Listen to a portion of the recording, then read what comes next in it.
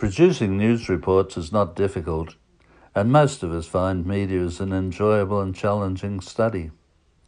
Hi, I'm Peter Strachan. I spent most of my working life as a journalist and editor with Australian newspapers, international news agencies and radio news services.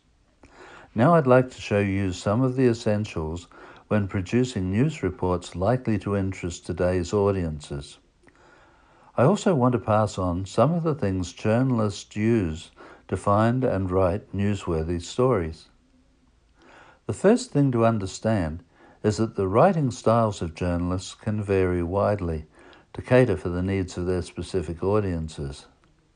Now, the overall news reporting style chosen for most professional publications is usually set by the publisher, but the content and themes can still be influenced by individual editors and journalists. Several factors contribute to this, including the lifestyle interests of individual journalists. To help explain how it all comes together, it's useful to look at some techniques used to assist reporters find their feet during their early days in newsrooms. At this point, I want to make clear that my examples are neither exhaustive nor applicable in every case. And if I seem a little repetitive at times, please understand it is only because I want to reinforce key points. Now, as already indicated, news reporting is a field that frequently allows journalists to influence, the shape of their publishers' news lists. For the most talented self-starters, and especially those who network effectively and build outstanding news contact lists from their early days, the freedom to choose the number and type of stories they write can be quite extensive. That's partly because editors and publishers want to encourage creativity, especially in those who show they can be relied on to produce interesting, well-researched and well-written stories on time and with minimal supervision. Now, news in most publications largely follows predetermined core items. Things like major breaking or catastrophic events, crime, courts, trades hall and parliament, through to entertainment, sport and social news. But within that core, there is room to vary the space given to each category from edition to edition.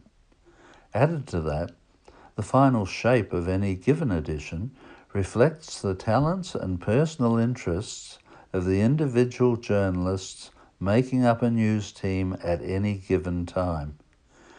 For example, a journalist who is an active member of, say, a vintage or classic motor club is likely to break much better stories on rarer or outstanding vehicles and their owners than a reporter with only a casual interest in cars.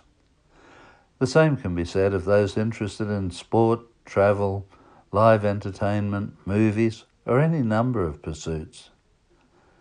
It's always up to the editor to ensure no single sector overruns the space intended for others, and that its content is generally in line with the publisher's overall directions. So let's look at how all of this comes together to make an ongoing successful news program. While journalism is not a difficult subject to understand, there are important rules that must be observed. The first of these is the absolute need for accuracy. It outranks every other essential in news gathering and presentation, even speed, which runs a close second. Another essential relates to fairness. To be credible, a report must always be fair and balanced. Journalists must also understand and cater for their readers' interest ahead of their own. They should constantly self-check whether they are giving readers what they want. Otherwise, they will rapidly lose them to a rival publication that will. The final essential is the story must be written simply and clearly. Put another way, any news report that contains errors, reaches its audience too late, or that is hard to understand or boring will not be highly valued, either by an editor or its intended audience. Well, that's probably enough for now. Next time, I'll concentrate on what needs to go into a news story to meet the needs and expectations of readers and listeners.